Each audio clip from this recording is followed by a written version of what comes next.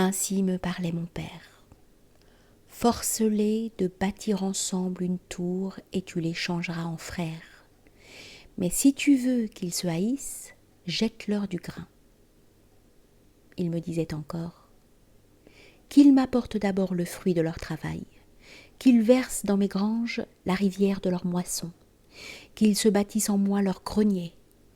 Je veux qu'ils servent ma gloire quand ils flagellent les blés et qu'éclate autour l'écorce d'or, car alors le travail qui n'était que fonction pour la nourriture devient cantique, car voilà qu'ils sont moins à plaindre, ceux dont les reins plient sous les sacs lourds quand ils les portent vers la meule, ou les remportent blancs de farine. Le poids du sac les augmente comme une prière. Et voilà qu'ils rient joyeux quand ils portent la gerbe comme un candélabre de graines avec ses pointes et son rutilement.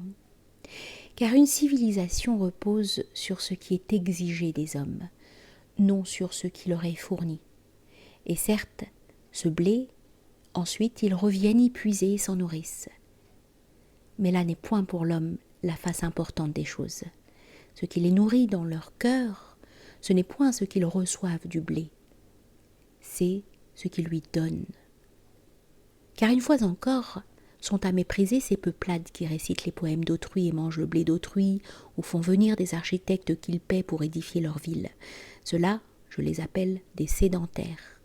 Et je ne découvre plus autour d'eux comme une auréole le poudroiement d'or du blé que l'on bat.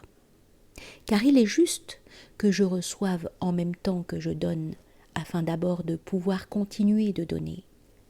Je bénis cet échange entre le don et le retour, qui permet de poursuivre la marche et de donner plus loin encore. Et si le retour permet à la chair de se refaire, c'est le don seul qui alimente le cœur. J'ai vu des danseuses composer leur danse. Et la danse, une fois créée et dansée, certes, personne n'emportait le fruit du travail pour en faire des provisions. La danse passe comme un incendie. Et cependant, je dis civiliser le peuple qui compose ces danses, parce qu'il ne reçoit pour les danses ni récolte ni grenier. Alors que je dis brut, le peuple qui aligne sur ses étagères des objets, fussent-ils les plus fins nés du travail d'autrui, même s'ils se montrent capables de s'enivrer de leur perfection. L'homme, disait mon père, c'est d'abord celui qui crée. Et seuls sont frères les hommes qui collaborent, et seuls vivent ceux qui n'ont point trouvé leur paix dans les provisions qu'ils avaient faites. On lui fit un jour une objection. Qu'appelles-tu créer ? Car il s'agit d'une invention qui se remarque, bien peu en sont capables. Et tu parles dès lors pour quelques-uns seulement, mais les autres ? Mon père leur répondit.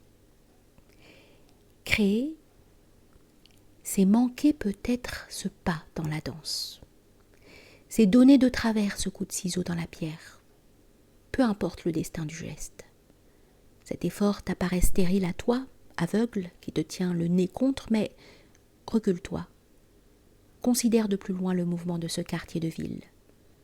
Il n'est plus là qu'une grande ferveur et qu'une poussière dorée du travail. Et les gestes manquent, tu ne les remarques plus. Car ce peuple penché sur l'ouvrage, bon gré mal gré, édifie ses palais ou ses citernes ou ses grands jardins suspendus. Ses œuvres naissent comme nécessairement de l'enchantement de ses doigts.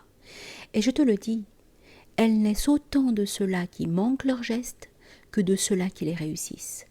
Car tu ne peux partager l'homme. Et si tu sauves seul les grands sculpteurs, tu seras privé de grands sculpteurs. Qui serait assez fou pour choisir un métier qui donne si peu de chances de vivre ? Le grand sculpteur naît du terreau de mauvais sculpteurs. Ils lui servent d'escalier et l'élèvent. Et la belle danse naît de la ferveur à danser. Et la ferveur à danser exige que tous dansent, même ceux-là qui dansent mal. Sinon il n'est point de ferveur, mais académie pétrifiée, spectacle sans signification. Ne condamne pas leurs erreurs à la façon de l'historien qui juge une ère déjà conclue. Mais qui reprochera au cèdre de n'être encore que graine ou tige ou brindille poussée de travers ? Laisse faire. D'erreur en erreur se soulève la forêt de cèdre, qui distribuera les jours de grand vent l'encens de ses oiseaux. Et mon père disait pour conclure, je te l'ai déjà dit, erreur de l'un, réussite de l'autre. Ne t'inquiète point de ces divisions. Il n'est de fertile que la grande collaboration de l'un à travers l'autre. Et le geste manqué sert le geste qui réussit.